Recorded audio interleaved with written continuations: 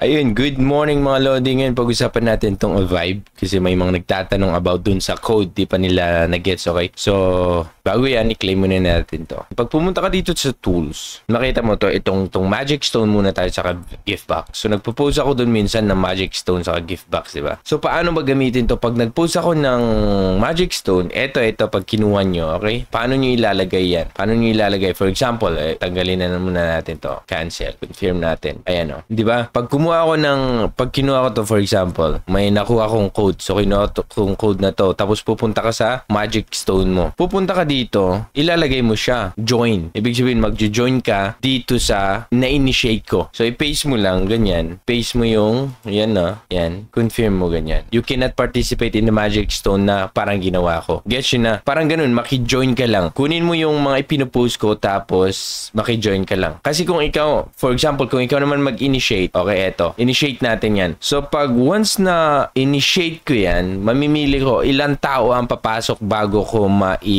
bago maging successful. So, pwedeng dalawa, pwedeng tatlo. Pag subukan mong dalawa, konti lang yung mapupunta. Yan o. So, nag-aantay na lang ng isang gagamit dun, okay na siya. Ang mapupunta sa akin na soul power is 4,200. Yung isa naman, nakadepende dun sa kanyang lakas din. Okay? So, for example, ito may nag-join na isa. Sa ako, tapos may nag-join. Ang makukuha niya is 4,600. So, pag may join na isa, pag natapos itong tatlo, i-execute ko lang siya, lahat mabibigyan kami ng soul power. Kaya pag i-post ko to, tatlo na lang ang gagamit dito, execute ko na yan, mabibigyan kami lahat. Same thing din dito. Kaya kung lagi akong nagpo-post dito, okay, at lagi kayong nakakakuha, kasi madali lang naman mapuno, lagi kayong may soul power. At mas malakas na soul power, mas malaki ang yung namimina. Okay, for example, tanggalin natin to. 5 ang gusto ko eh. So, initiate natin. Initiate. 5 tao. Initiate natin. Ayan o. Yan. So, 4 lang mga kailangan. Okay? Kunin mo yung code. Punta ka dun. Maki-join ka lang. Ilagay mo lang siya. So, ilagay ko mamaya dyan yung mga code. Mag-join kayo. Tapos, gawa na lang tayo ng GC kung saan natin ipaglalagay itong mga code. Okay? Kasi mas mabilis talaga sa akin. Pag pinost ko, napupuno na. So, unahan na lang tayo. So, every time mag-post ako, meron pa rin gagamit.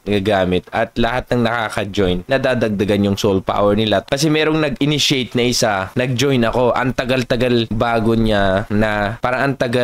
niya na-execute. Kasi nga, medyo mabagal yung gumagamit dun sa code. Okay?